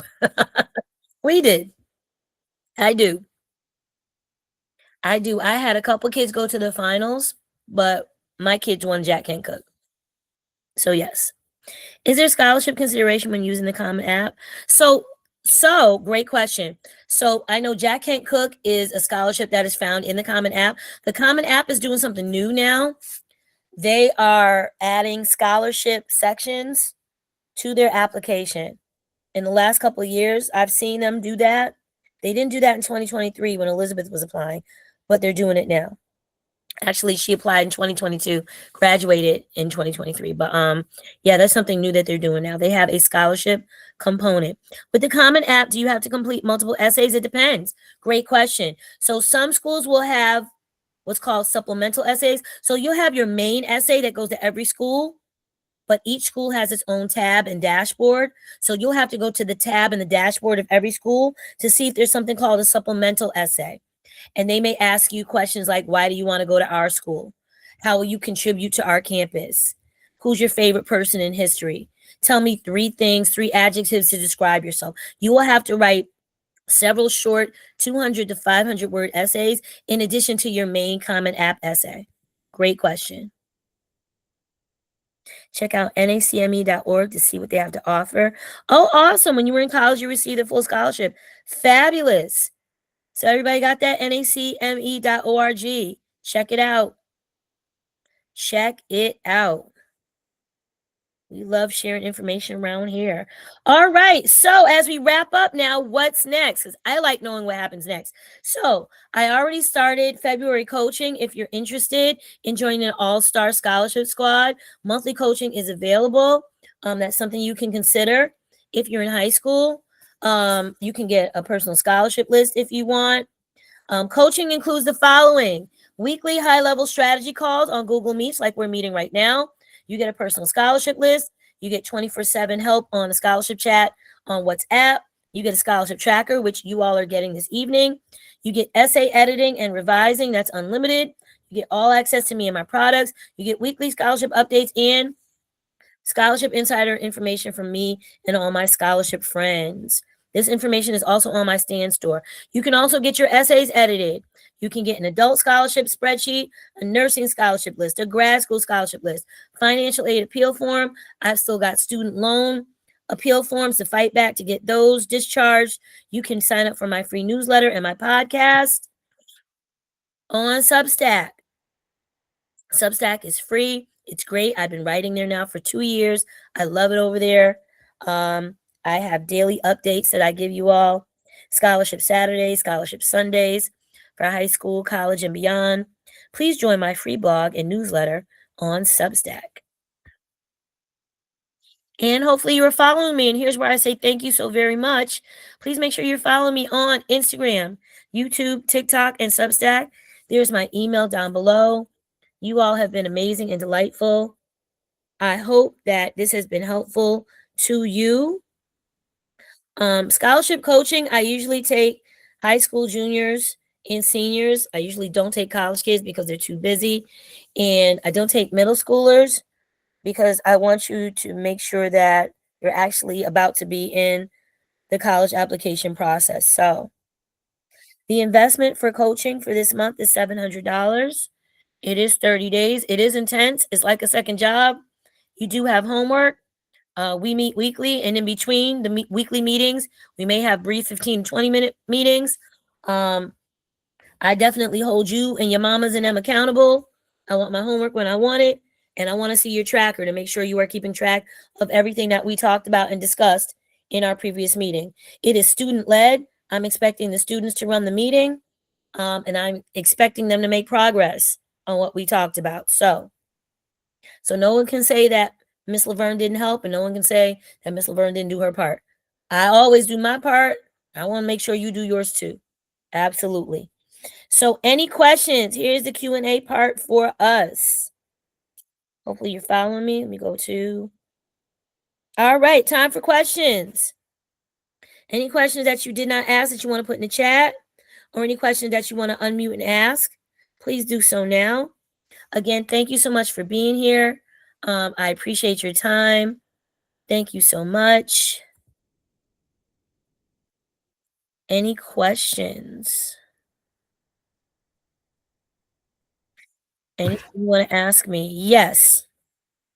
I was just looking over my notes. I just wanted to actually just say thank you. I've been following you online for a while. So thank you. Yeah. So finally signed up for this and really glad we did. And just looking over my notes, I don't really have a question right now. It's a lot to take in. It is a lot. It is.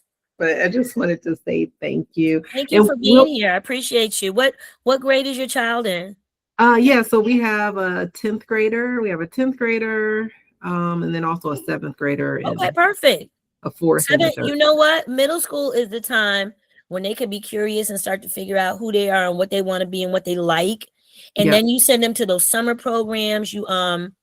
QuestBridge. I forgot to add QuestBridge. Listen, if you are in middle and high school and you haven't reached junior year, QuestBridge is a full ride, and they have a program for juniors. They have a summer program, and they have about 50 partner schools, including Yale and Brown and Carnegie Mellon, and just all these schools up and down the East Coast, Amherst, several private liberal arts colleges. They have summer programs in your sophomore and junior year that you can apply to. And if you get into the program, chances are you will win the following year. It's very rigorous. Competition is stiff, but if you know your child is all that in a bag of chips and you start to plan ahead of time, plan ahead of time. These summer programs, there's also a program called LEDA, LEDA, Educational Leaders for Life. Liz got into it the summer of her senior year. It is for juniors going into senior year. It is on the campus of Princeton. It is fully funded, and they go over ACT, SAT. They go over Common App, Coalition App. They do interview skills. They get these kids ready for college in a way. When she came back, it's a whole month. She already had her list of 10 to 12 colleges. She knew what she wanted to write about. They do essay writing. They practice their prompts. They practice public speaking. It's an amazing program, and it's free. So that's something else that you want to look into. LEDA, Educational Leaders for Life. They're based out of Manhattan. Okay. It's a fabulous program. And QuestBridge. And what a QuestBridge, LEDA, and then do you know anything about leadership initiatives? Leadership initiative, I've never heard of, but I've heard of Posse. Write that down too. Posse is another full ride scholarship for our kids. Posse is an amazing program. Posse covers all 4 years. Okay. Write that down too. Got it. Okay. All right. Thank you. I see some other questions, so I'll mute now. But you're very welcome. Thank you for being here. Do you have enrollment periods? Usually, I like to have people join before the month starts. So, like if you go to my stand store, you won't see the sign up and I only have 3 kids right now. I have 10 spots available. So I usually wait until the second week and then I shut it down until I start to re-up for March. But if you're interested, email me. I will open up the portal for you if you're interested. Or if you want to wait till March, we can do that too. It's totally up to you. Any other questions for me? It's $700 for coaching. And this recording, I'm sorry, go ahead. Hey. Hi, I know you shared a list of some scholarships for middle schoolers, and I believe some of them are open for like middle school and high school as well. But for outside of just applying for those things and just searching what's out there, are there any specific tips like we should be gearing our middle schoolers up? Like my prince is in 5th grade, so I know I'm a little early, but it's never too early. Listen, I got my 5th graders applying to scholarships right now through the Carson Institute. So it's never too early. What I would do with 5th graders and 6th graders, just make sure they've got strong study habits. I try to instill in my 4th, 5th, and 6th graders that even though, grades technically, nothing really matters till 9th grade. That's when colleges look at your transcript, but you've got to start to develop these study habits now. You've got to start to develop a work ethic now. You know what I mean? You've got to dig deep in these subjects, dig deep in these books. If you're used to getting A's and B's, you go to middle school and get A's and B's, then in high school, you'll do the same. It will be effortless for you if you do it now, if you lay the groundwork now, including writing. Pay attention in ELA class. Ask for extra help with writing, because guess what you're going to have to do? Hit the ground running 9th and 10th grade. You're going to be writing essays and writing and writing and writing. Guess what you need to do to get into college and to win scholarships? You have to write a phenomenal, stellar, creative essay that stands out among the crowd above everybody else. So I would just lay the groundwork now. Like I've got 50 kids. I've got 2 cohorts, morning and afternoon. But in my morning group, I've got 25 kids. 10 of them are above grade level. They are rocking and rolling with reading and math, and they have such a dedicated work ethic. When I first met them in August, like you can't tell them nothing now. You can't tell them anything. They can write, they self-edit, they peer edit, they're knocking out this math. They I call it the grammar kings and queens. They're just amazing. And I tell them, if you're amazing now, you know how phenomenal you're going to be by the time you get to middle school and in high school. Forget about it. You just come back to me and I'll help you with scholarships, and you're going to win every single scholarship you apply to. You just have to lay the foundation and the groundwork now. I saw a video today of a little girl in either China or Japan who had at least 2 to 3 hours worth of homework, which included, I don't know if she was in 4th or 5th grade, but it included her English and her Japanese or Chinese language classes. She had her algebra she had to do. She had her cursive she had to do. She took a little sushi break, got some pho, and got right back to work. Period. There is a work ethic that we need to instill in our kids that is not there for some of us. And we gotta get to it. We gotta hop to it. Like I try to instill it in my kids in my classroom. I instilled it in the 5 that I gave birth to. We just gotta lay the groundwork for these kids. And unfortunately, the kids and the parents a lot of times don't have it. They don't value education. They don't think it's important. And I don't even know what they think their future is gonna be. I'm even scared to ask. I got parent teacher conferences tomorrow.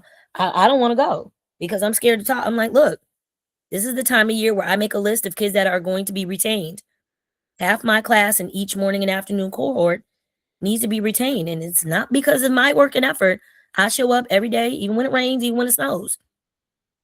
You're not showing up for your child, and your child is not showing up for me. And that's the state of education today. Let me get off my soapbox. But I say all that to say, if you lay the groundwork with your kids and lay the foundation early, then by the time it comes time for scholarships and college applications, they will be rocking and rolling. Undoubtedly. I have no doubt. And if you work with them, don't forget, no man is an island. No child can do this by themselves. They need that parent, that guardian, that caring adult in their life to help them. Somebody's got to help you to be successful. So, yep. Any other questions for me?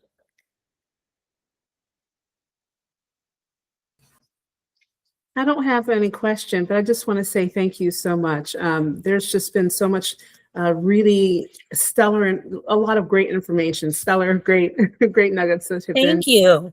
Thank passed. you so much for being, I appreciate that. Thank you. Yeah, you're quite Thank you. amazing. I try to get the information to the people. I do. Information is free. I tell people all the time. I'm happy to give it. The implementation of that information is sometimes what costs. But if you follow me, you know I'm on there yapping 2-3 times a day, every day. I try to get y'all the information as much as I can. So yeah, I'm happy to be here. I'm glad you enjoyed it. Thank you for being here. I appreciate you all. So if all hearts and minds are clear in the sanctuary, I'm gonna thank you one more time. I gotta get snacks ready. People are looking for food to eat while they watch this Super Bowl. Thank you again. I appreciate you. If you need anything, please email me. In a couple hours, you will get an email from Google with the transcript and the recording. If you don't have access to either, just email me or request access. And I'll have my phone somewhere near me during the game. I will grant you access to both. Again, I thank you for being here. I appreciate all of you. Please have a safe and blessed, happy rest of your Black History Month. And you all take care. Thank you so much. Goodbye. Thank you.